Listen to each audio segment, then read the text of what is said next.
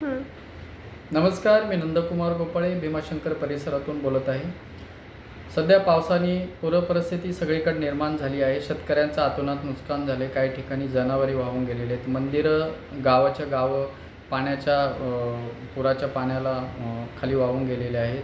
शहरी भागामध्ये सेम परिस्थिती आहे.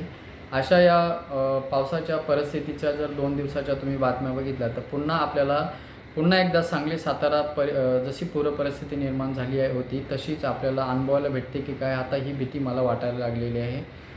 मी आज एका कवितेला या माध्यमातून जन्म घातलेला आहे की ही सगळी परिस्थिती मी माझ्या कवितेतून मांडत आहे.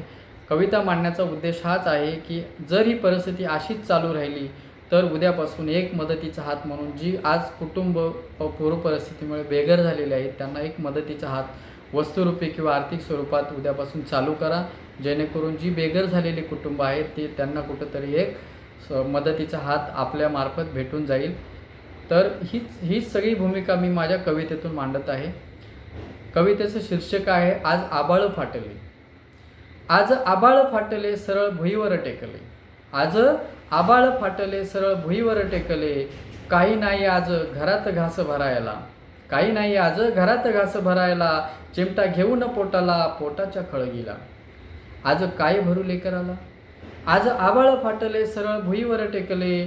झाली नदी नाल्यांची सोबत सागराच्या भरतीला.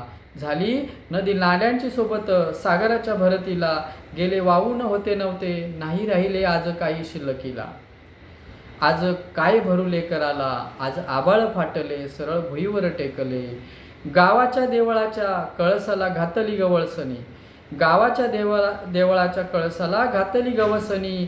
देवही भिजला आज देवळाच्या गाभाऱ्याला. देवही भिजला आज देवळाच्या गाभाऱ्याला. आज काय भरू लेकराला. आज आभाळ फाटले सरळ भुईवर टेकले. सारे शिवार बुडाले वावरात पिकाचे टोक हरवले. सारे शिवार बुडाले वावरात पिकाच्या टोक हरवले. आज पोरेके करून कुठे गावाच्या वेशीला. आज पोरेके करून कुठे गावाच्या वेशीला. आज काय भरू लेकराला. आज आभाळ फाटले सरळ भुईवर टेकले. आज आभाळ फाटले सरळ भुईवर टेकले. ही सगळी परिस्थिती मी माझ्या कवितेतून आपल्यापर्यंत पोचवत आहे. एक मदतीचा हात म्हणून उद्यापासून सगळ्यांनी पुढे या. बेघर झालेल्या कुटुंबांना आपल्याला शक्यतोपरी जेवढी काही मदत करता येईल ती चालू करा. धन्यवाद. जय महाराष्ट्र.